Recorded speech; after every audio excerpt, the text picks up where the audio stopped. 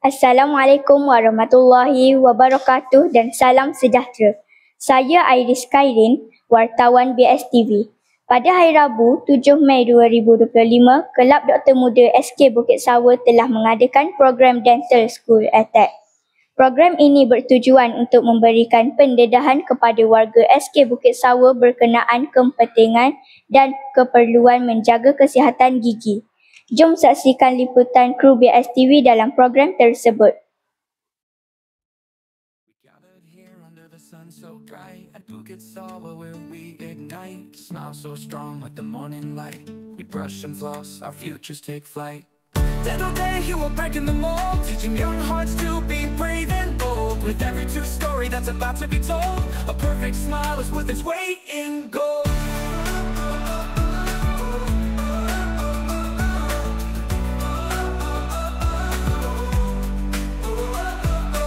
Lessons flow like rivers in the stream, teaching the way to keep teeth pristine. From gums licked clean to the in-between, we chase that gleam from the unseen. Behold the mirrors, they laugh, they grin. A healthy smile starts deep within. We arm up strong for a lifelong win. Let the dental revolution begin. Dental day, you are breaking the mold, teaching young hearts to be brave and bold. With every true story that's about to be told, a perfect smile is worth its weight in gold.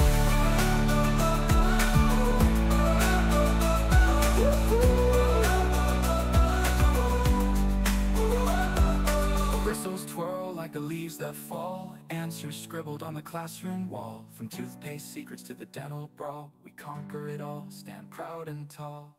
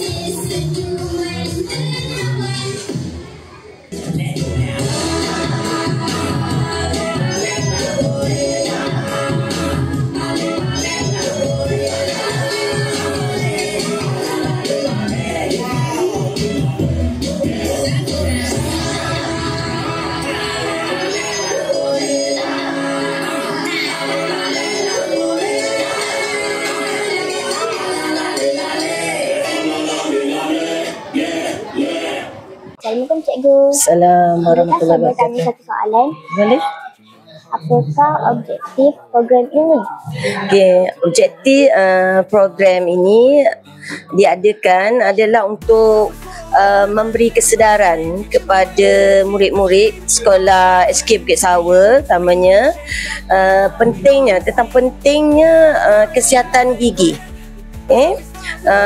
Bagaimana menjaga kebersihan gigi dengan betul, contohnya memberus gigi, mendapatkan rawatan pergigian secara berkala. Dan untuk doktor muda, kita harapkan agar menjadi pembimbing lah kepada rakan-rakan di sekolah untuk memberi kesedaran betapa pentingnya menjaga gigi supaya sentiasa sihat. Okey. Terima kasih Cikgu. Okey, sama-sama. Assalamualaikum. Salam. Boleh saya tanya satu soalan? Boleh? Apakah masalah gigi yang sering berlaku pada murid sekolah rendah? Okey, biasanya masalah yang biasanya berlaku di kalangan murid sekolah rendah, biasanya yang pertama masalah gigi berlubang. Masalah gigi berlubang, yang kedua adalah masalah gusi lah. Biasanya gusi bengkak-bengkak, itu terjadi disebabkan oleh karang gigi. Terima kasih. Sama. Ada berkata untuk program hari ini. Okey, untuk SK Bukit Sawer, terima kasih kepada cikgu dan adik-adik kerana memberi peluang dengan kerjasama yang baik untuk kami Brigadian Daerah Malang untuk menjalankan program kat sini. Okay? Semoga tahun depan kita dapat datang lagi sikit bersama. Bye! Sekian sahaja laporan dari Buletin BSTV. Saya Iris Khairin melaporkan untuk BSTV. Terima kasih kerana menonton. Jangan lupa like dan subscribe untuk info terkini dari BSTV untuk anda. Wassalamualaikum warahmatullahi wabarakatuh. BSTV, wadah informasi anda.